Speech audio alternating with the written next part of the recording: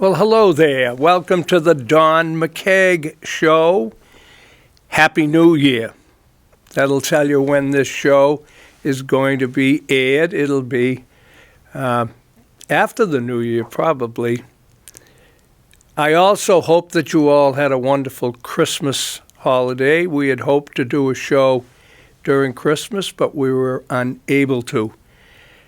Those of you that are new to me and to the show, I have been doing this for a couple of years now with Ken Bukes and others. I'm very grateful to have the opportunity to talk to you and to try to do what I do on my radio show. For those that don't know, I am on the radio on Cape Cod, WXTK, that's 95.1, every Saturday from 11 till 1.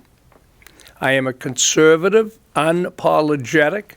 I am a former teacher and coach, a former restaurant owner, piano player, various and sundry other things. My last restaurant was the Cranebrook in South Carver, which is how I ended up here on the Carver.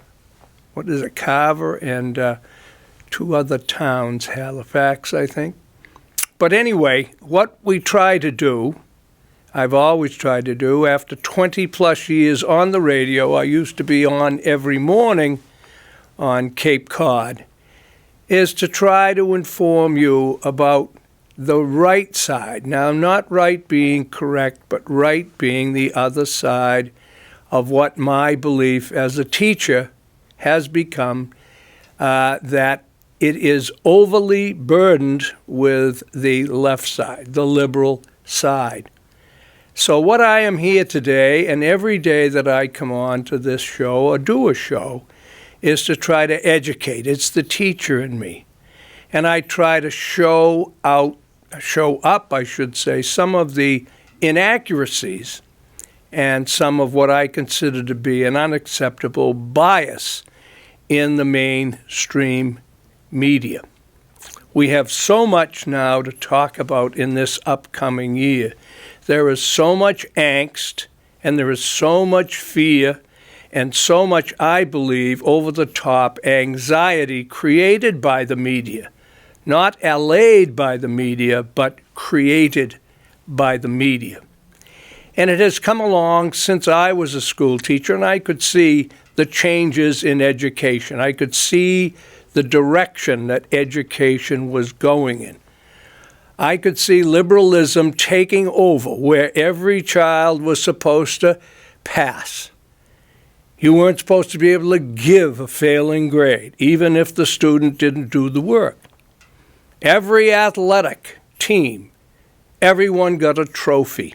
And those are just a few or a couple of things that have now, I believe, resulted in the kind of nonsense we had after this election of college students, 20-year-olds, 19-year-old young people supposedly preparing for the world that needed grief counseling over an election. Absolutely unacceptable in my time on this earth. If you can't get over the fact that you did not win or didn't get your way in one particular thing, has nothing to do with me supporting Trump or my, whatever it is. It has to do with our culture and our country and what is contributing to this out-of-control division that we are seeing. But anyway, I want to step back because Christmas has gone by, but we've heard about the political correctness, which is, again, appalling, and it is showing its damage. It has caused more problems, I believe, than any single accomplishment by the liberal side of the aisle in both Congress and in the Senate and, of course, in the Department of Education. So I thought I'd read this politically correct Santa, which I've had for several years, and we can at least smile, I hope. I'm not on this show. I'm not doing this show to harangue. I'm doing this show, hopefully, to have people hear another side and hear some factual data that has either been twisted or eliminated altogether from the discussion. Anyway, 'twas the night before Christmas, and Santa's a wreck. How to live in a world that's politically correct. His workers no longer would answer to elves. Vertically challenged, they were calling themselves. And labor conditions at the North Pole were alleged by the Union to stifle the soul. 4 reindeer had vanished without much propriety, released to the wilds by the Humane Society. And equal employment had made it quite clear that Santa had better not use just reindeer. So Dancer and Donna, Comet and Cupid were replaced with 4 pigs. You know that looked stupid. The runners had been ordered removed from his sleigh. The ruts were termed too dangerous by the EPA. The people had started to call for the cops when they heard sled noises on their rooftops. Secondhand smoke from his pipe had his workers quite frightened.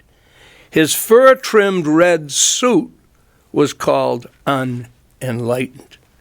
And to show you the strangeness of life's ebbs and flows, Rudolph was suing over unauthorized use of his nose.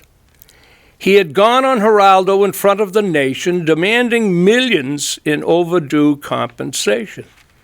So half of the reindeer were gone, and his wife, who suddenly said she'd had enough of this life, joined a self-help group, packed and left in a whiz, demanding from now on her title was to be Ms. As for the gifts, why, he'd ne'er had a notion that making a choice could cause so much commotion. Nothing of leather, nothing of fur, which meant nothing for him and nothing for her. Nothing that might be construed to pollute, nothing to aim and nothing to shoot. Nothing that clamored or made lots of noise, nothing for just girls or just for the boys. Nothing that claimed to be gender-specific, nothing that's warlike or non-Pacific. No candy or sweets, they were bad for the tooth, nothing that seemed to embellish a truth.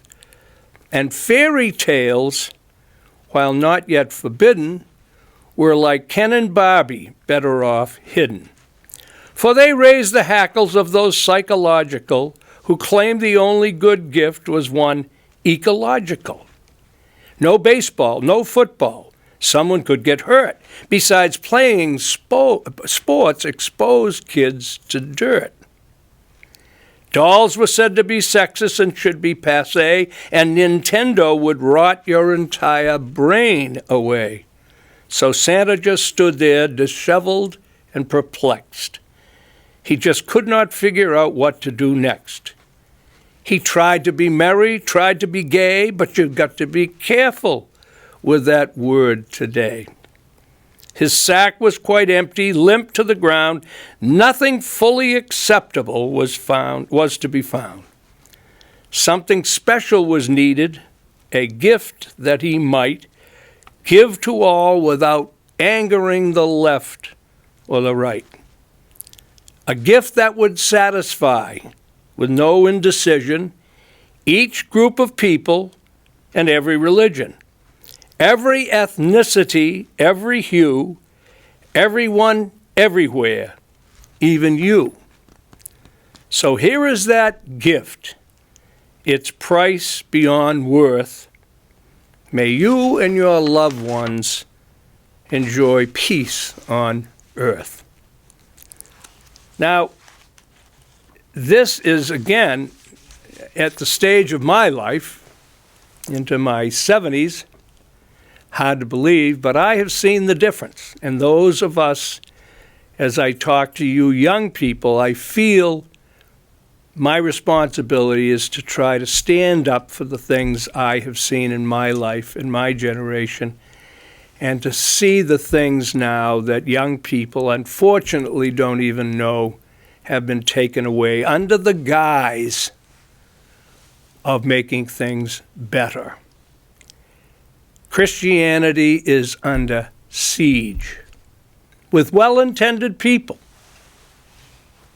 but they aren't even aware of the fact that the Bible contained the concrete bases for this great country, which we still have. Over 72% of today's American population, still refer to themselves as Christian. Yet we cannot have a celebration of Christmas in public schools. We have a Supreme Court that passed a law, even though on the Supreme Court building in Washington, the 10 Commandments are written, etched into that building, outside and on the doors entering it, yet a town is forbidden to have the 10 Commandments or a celebration, a creche, I should say, on public property. How'd that happen? I thought it was a law of the people. I thought it was majority rules. This isn't about tolerance. This isn't about accepting minorities. It's about what was the foundation that made this country different. This is still, with all our problems, we are the finest country there has ever been seen on this earth. Pro and con, I don't care, black and white, Catholic, Protestant, Muslim, whatever. We still are the kindest, most giving, most successful country.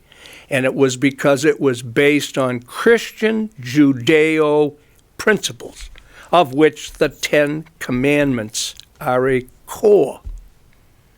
What has happened is we have too many people who have it too good in all walks of life, and they don't want to stand up when they see us under assault. On my radio show every day, I start with a quote from 1526 by a devout Catholic priest in Germany by the name of Martin Luther. Unfortunately, I believe, as a former teacher and as a person who is not very supportive of today's educational focus, Martin Luther King was named after Martin Luther. Yet, I will bet over half the people in this country quizzed, of all ages, would have trouble knowing who Martin Luther was. They'd know who Martin Luther King was, which is fine, which is the way it should be.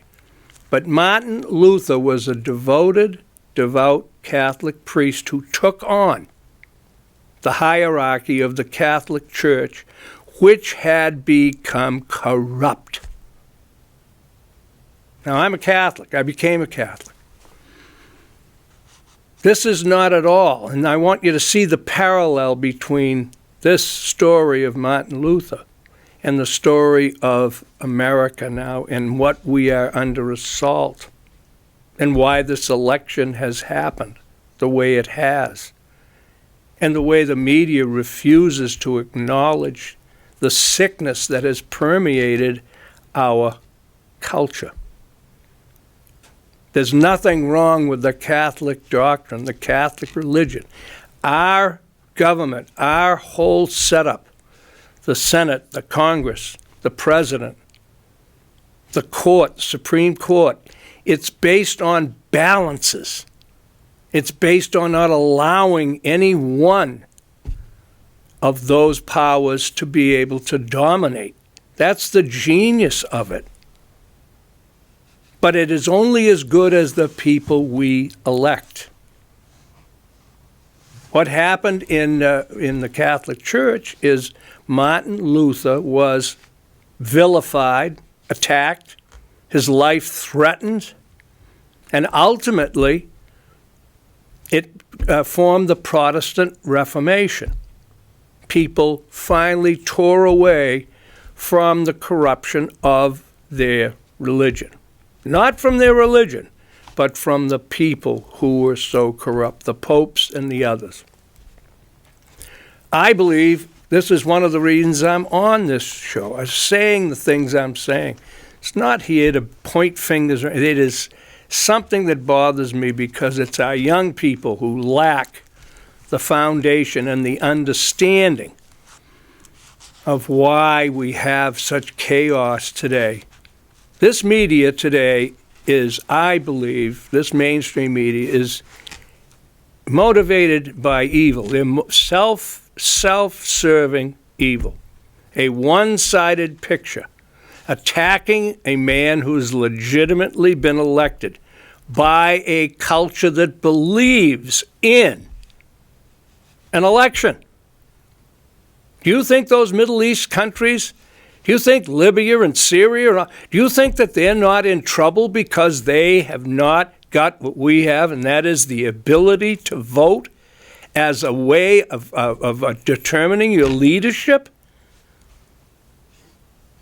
And yet they have been continually finding fault and reporting with a double standard on Donald Trump, which undermines his personal health and undermines the healing of this country. There is nothing wrong with having people disappointed, heartbroken, needing grief counseling, and being covered by the press as if they were deserving of compassion because they didn't get their way. Well, Martin, the quote that I wanted to read, that Martin Luther, I have tried to say in every show, wherever I go. It's been over 20 years, whether it be a TV or a radio show. And he said the following, and I'd like to have us just digest this and pass it on to our young people when they come for Thanksgiving and when they come for Christmas. I'm very, very disappointed with college. And remember, I was an educator. I believe in education, higher education. Martin Luther said, cowardice asks the question, is it safe? Expediency asks the question, is it politic? Vanity asks the question, is it popular? But conscience asks the question, is it right? And there comes a time when one must take a position that is neither safe, nor politic, nor popular. He or she, I'm adding, must take that position because he or she knows that it is right. 1526. Now, one time Albert Einstein, considered to be one of the greatest geniuses that ever lived, unfortunately, of course, he was also the inventor. Basically, he found the atom, along with others, but the atom bomb and the horrible situation that we have throughout the world of nuclear armaments that can blow this world right up and blow countries up. He also invented the formulas that allowed that to happen. But he was escaping the Nazis. He was Jewish, of course. In 1938, he was offered a job at Princeton University. 1938. Think about that, ladies and gentlemen. Almost 80 years ago. And he was asked by the reporters at the time, as he arrived at Princeton, what he thought of the educational community. He'd taught briefly over in Germany. And he said, I find them to be a quaint, acrimonious community of puny demagogues on stilts. Now, when I was in college, now this again, there are wonderful people in education, public and collegiate. So don't get this wrong. This is not a blanket statement, but this is the leadership of education today, just as the problem we have in our country. Both parties, the Democrats and the Republicans, have allowed things to go on far too long where the working stiff out there. American families are being punished. Young people are working. Young people now have to pay health care, which was never necessary because insurance companies knew people in their teens and 20s very rarely needed any kind of health care. Nature took care of it. Now they're paying for what? Not for the poor. They're paying for illegals. Veterans in the VA have to wait months for health care, for treatments, for money, while people come in illegally over the borders and are given a check, given a place to live, and that's supposed to be compassionate? That's supposed to be American? Not according to my thinking. I'm a first-generation immigrant. My father came over Ireland through England and over here when he was 4 years old. They had to have, my grandmother, grandfather, aunt, great aunts and uncles, they had to have a sponsor when they got here. They had to have a place to live. They had to have a job.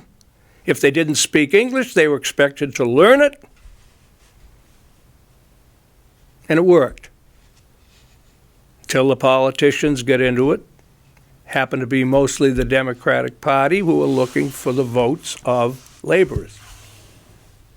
This is nothing new. Politics is not a nice profession, period. They can say all they want. Even the best have made concessions to their moral values. And that's another thing. When you see today, we bemoan the quality of people who run for office. We say, why don't better people run? Once again, I speak from experience. I ran for state rep in 2000. I only got like a third of the Republican Party asked me to run. I was a JFK Democrat, very committed to the Democratic Party when I was in college. I was the first president I could vote for. And I was proud of it. I was proud of him. I felt like there was really something worthwhile to do in politics. He brought a fresh breath of air into that field. And all you young people who weren't around then won't know, and I bemoaned it on my radio show, how all of this terrible fighting and disgraceful behaviors and disgraceful statements, disgraceful reporting. Young people have never, ever seen what we were lucky enough. I was at UMass, Amherst, when John Kennedy was running, and Richard Nixon, and I remember watching the debates, the first debates on television, black and white. But it was exciting. There wasn't any of this vitriolic, nasty, in-your-face competition, which young people now, unfortunately, I think, have become used to and think that that's part of the political process. It certainly is not. And once again, as I say, the deterioration is easily identified, if you're willing to. But when you have, last show, I listed all of the owners of our communications now. Hollywood's involved. There's only six 6 businesses, 6 companies and their subsidiaries that control 90% of the news dissemination. And they tell those reporters what to say and who to support. There's no honest reporting. So it is I want to also give a quote of what John Kennedy said. A man does what he must in spite of personal consequences, in spite of obstacles and dangers and pressures. That is the basis of all human morality. Now, getting back to why other people do not run, and I can say for myself, I ran as a Republican, and I can't tell you how hard it was. I ran in Dukes County, which was the islands of Nantucket, Martha's Vineyard, Falmouth, Hyannis a little bit, Yarmouth. And I was very qualified. And one of my chief purposes for running as a former educator was to take on the colleges. Having been a restaurant owner for 30 years and hiring a lot of college students, I was appalled, and I still am, and this again is part of the politicians who cater. They cater to parents, especially mothers. They cater to education. Every election, I don't care which party, they're going to do more for education. It never stops. No one ever has the nerve to say, haven't we done enough? We're still rated terribly low compared to other countries. And the NEA has always got an excuse. Oh, we have to take all the kids. Oh, we have to. That's not so. It's because they've watered down the curriculum in schools. They've watered down the testing. I taught high school English, and I saw it happening 35 years ago. Sadly. That's one of the reasons I left teaching. But again, these things are check on. You don't have to like what I'm saying. But that isn't what we're here about. It's not about what we like. It's like the new President Obama. You don't have to like the man. He's flawed. There's no question. But you have to have absolute goggles on if you didn't see the flaws in Hillary Clinton. And if you don't understand that this country rose up against the status quo, both parties. If they'd had better options, I believe the public in general would have thrown out the Republican incumbents also. But they were trying to send a message to the Democratic leadership and mostly to the bias of the press, of the media, that we've had enough. And I could tell you personal things that were done to me all those years ago, 16 years ago. Unfair, untrue, and biased in the state of Massachusetts. Massachusetts Teachers Association. All Democrat support. The last time I knew, teachers stood in front of a class where there were students that were from Republican families, independent families.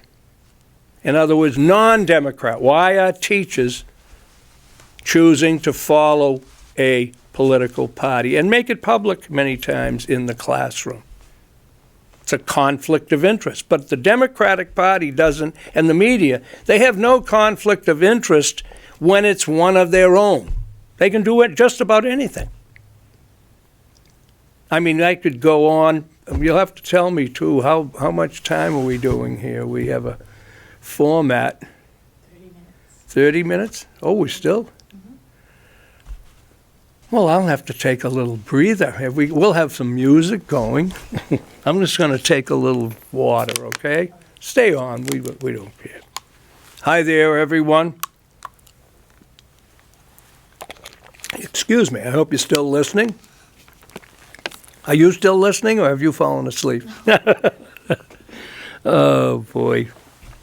Well, what I will go back to when I was talking about conflict of interest, and I was also talking about my very deep concern as an educated man and as a man who is very interested in history.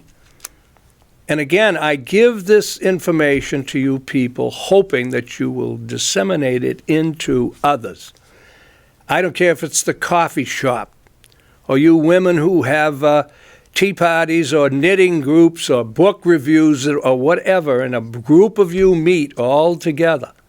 Because one of the things that education, I firmly believe, has done, not by accident, is to eliminate the truth about many of our institutions, why they were formed, why they were set up, and explain when there are things happening and being said right now.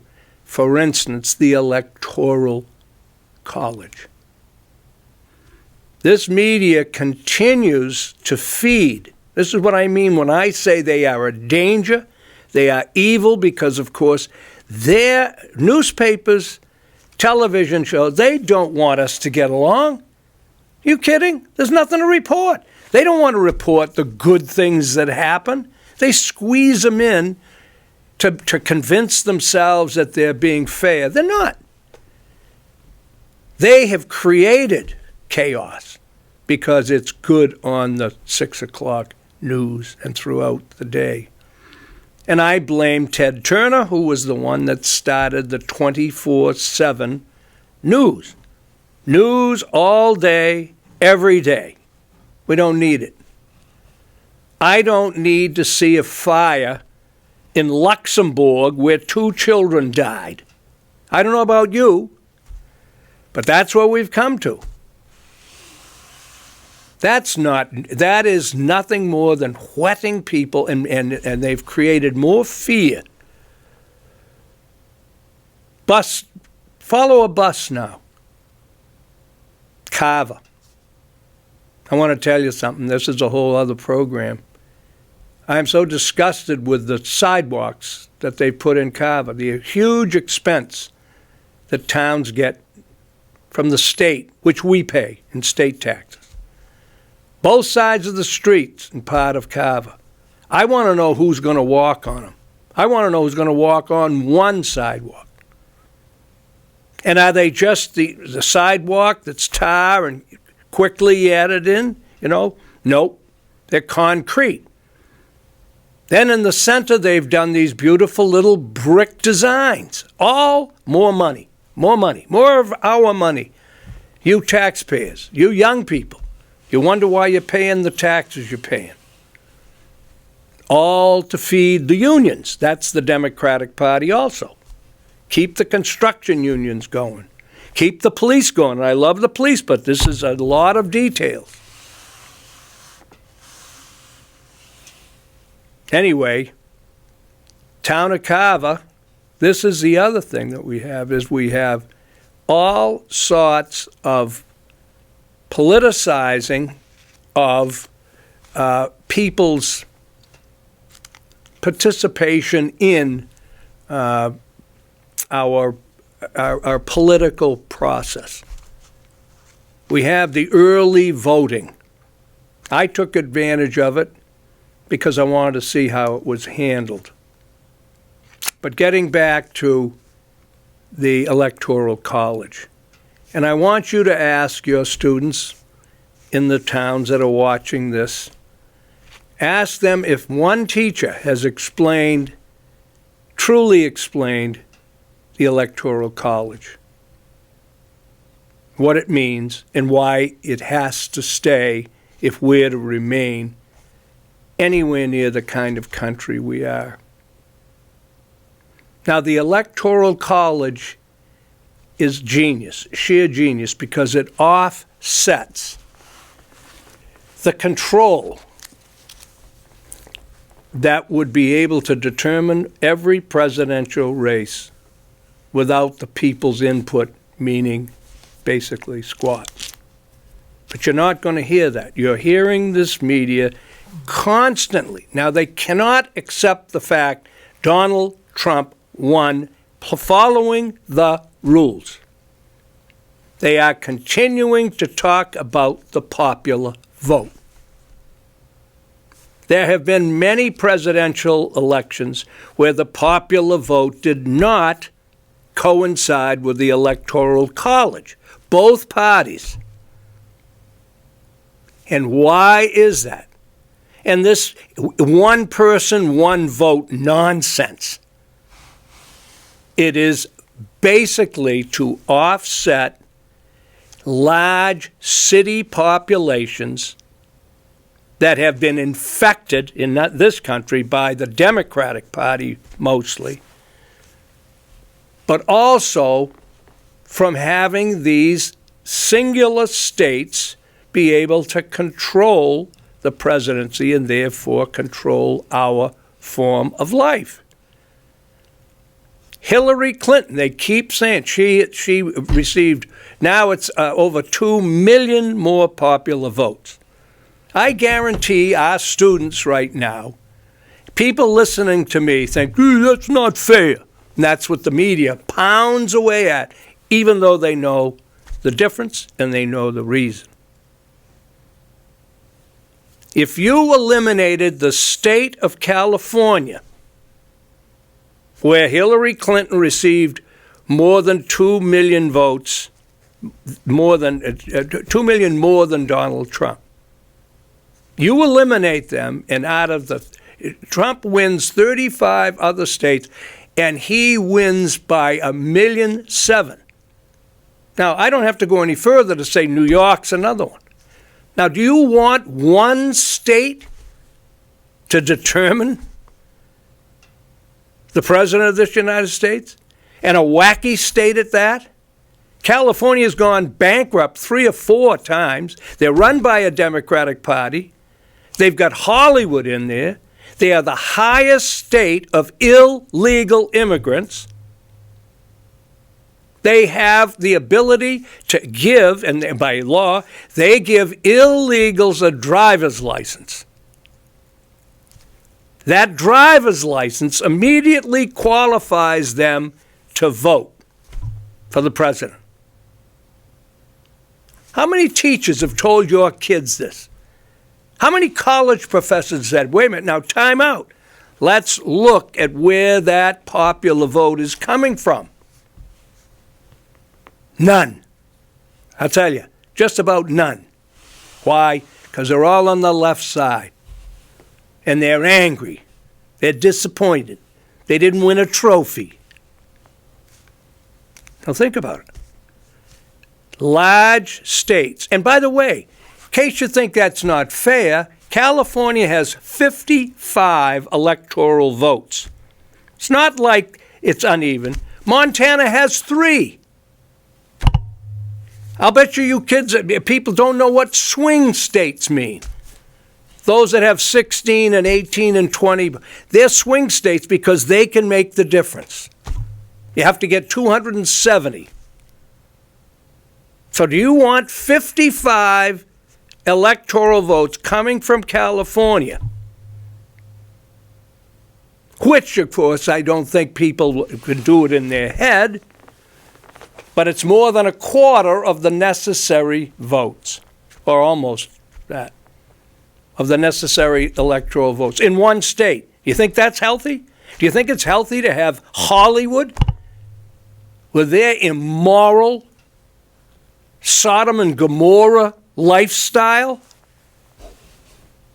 How do you think they've influenced our young people? Positively? That's why we have the Electoral College, to give every state some say in our government. It isn't every person should have their vote, and that's how it should be counted.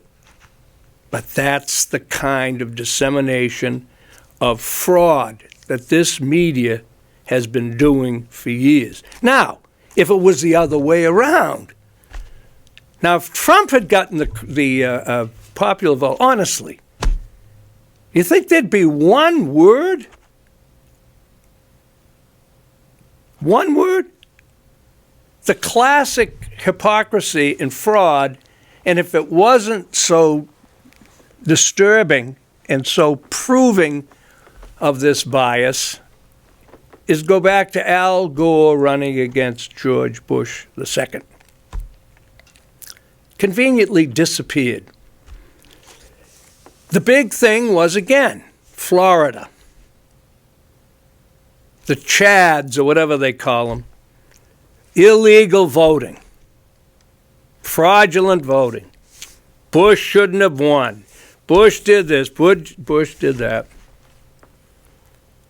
Conveniently, think about this. Al Gore, former vice president with Bill Clinton,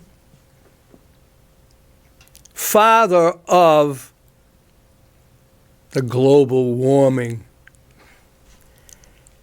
He was from Tennessee. He is from Tennessee. He hadn't been living there for years, but his father now was a senator for, I believe, almost 30 years or 30 years before his son Al became senator, then vice president. Guess who won Tennessee? The Democratic candidate for president running for the office of president, as I said, from Tennessee, did not win his own home state.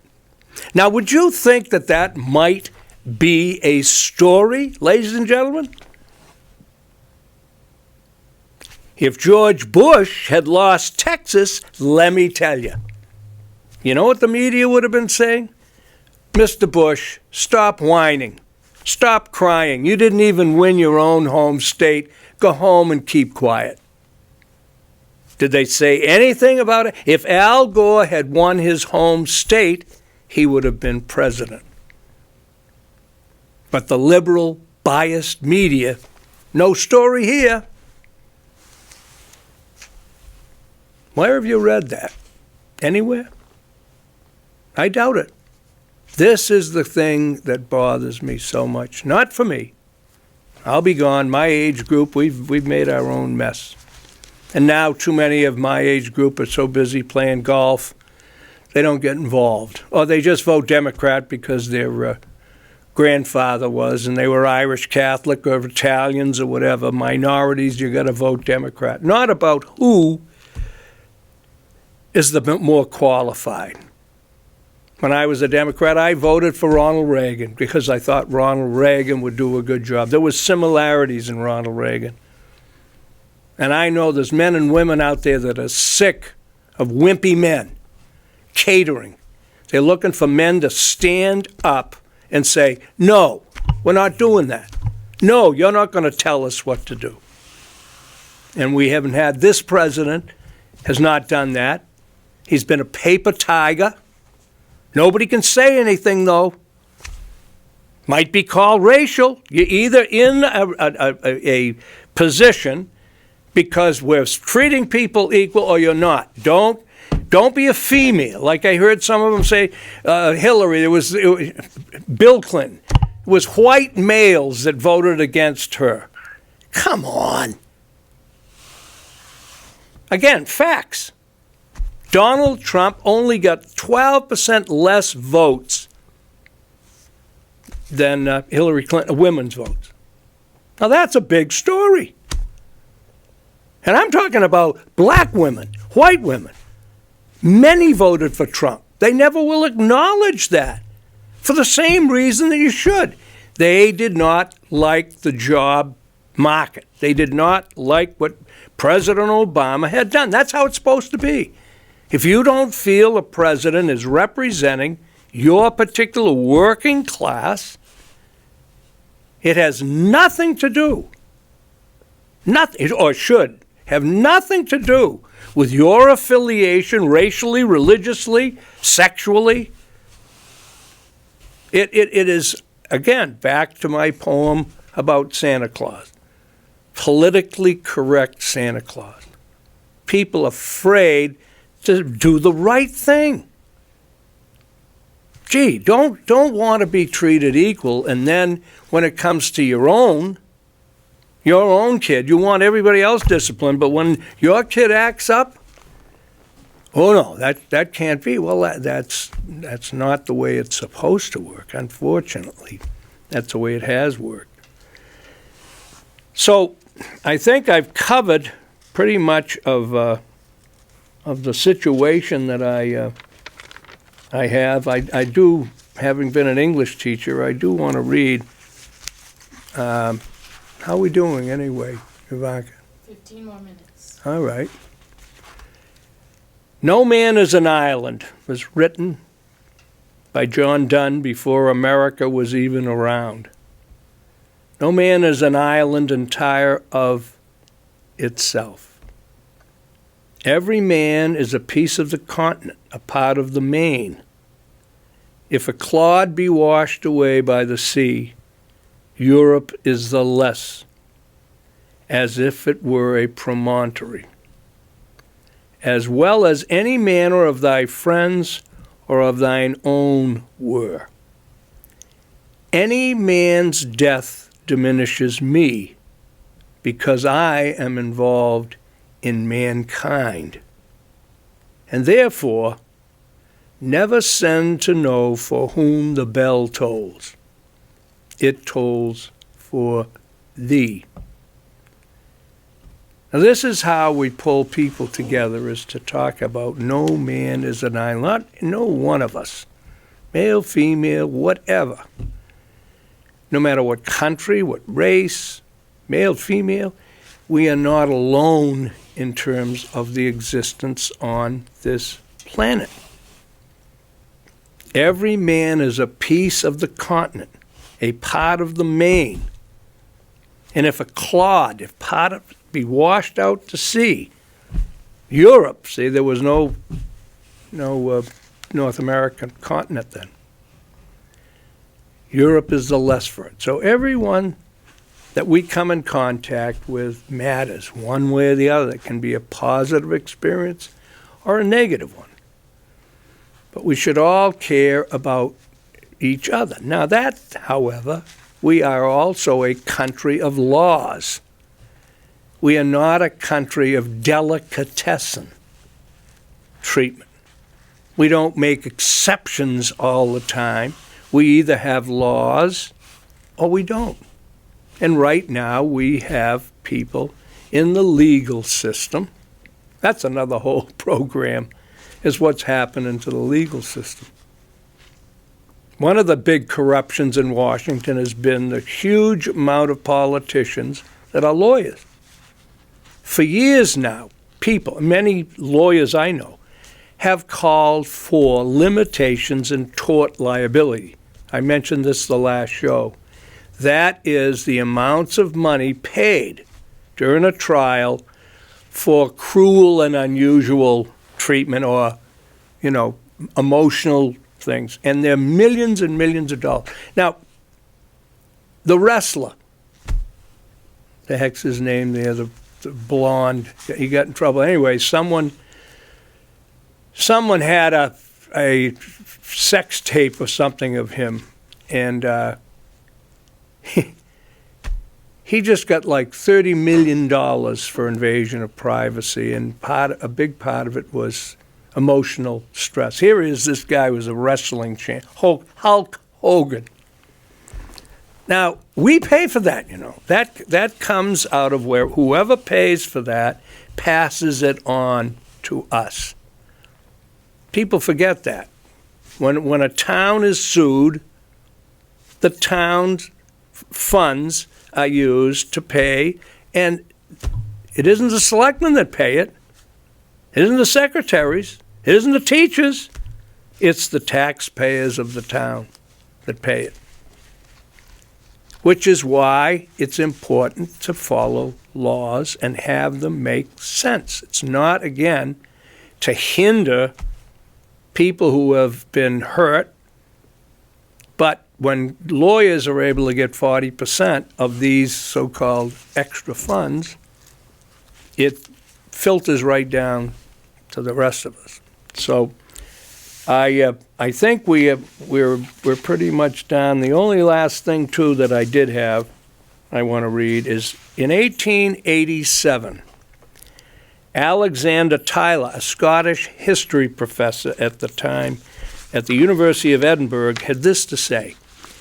He was an expert in ancient countries. In Athens, over 2,000 years before us, a democracy, he says, is always temporary in nature.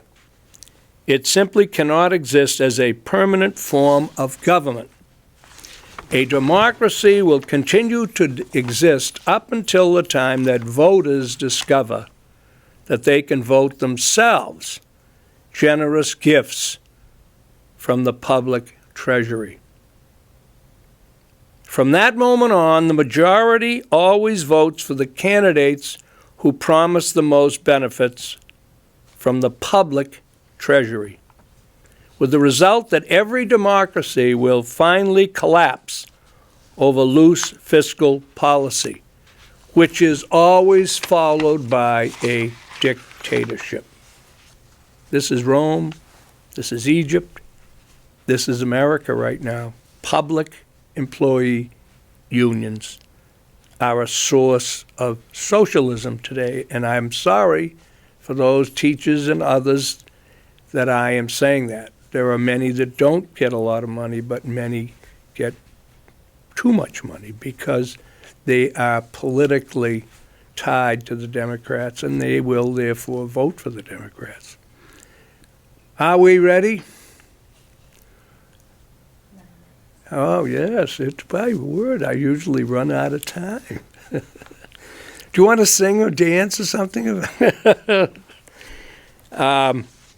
Anyway, and you can get a hold of me on the radio, by the way, at 508-775-9985. That's WXTK on Cape Cod, but it comes up here. I have a lot of Plymouth listeners, Carver listeners.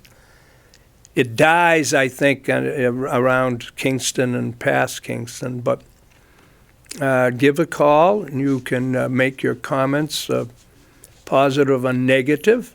I live in Carver, and it's a lovely town. My great-grandparents came and lived in Carver way back in the late 1800s, early 1900s. They were in the bog business and then moved to Braintree.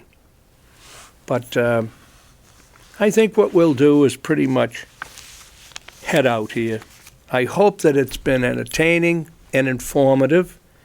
And if it hasn't, then maybe you ought to really read some others that will pretty much, I believe, back up what I'm saying. So God bless you, and Happy New Year, healthy. And let's get behind our country. Let's stop the pettiness. Let's give this man a chance. And I would be saying it if this were a Democrat. If this were Hillary Clinton, I would be wishing that she would do and be safe. I hope you will try to do that yourself if you're not of that ilk. And just remember that this, again, this is a fight. This is a very, very big war. Many of us feel we've just won one battle. Whether you agree or not, I think this country has needed this cleaning. I believe it is a swamp in Washington, and both parties have shown it, so it isn't party politics. But anyway, God bless. Thanks for watching, and good night.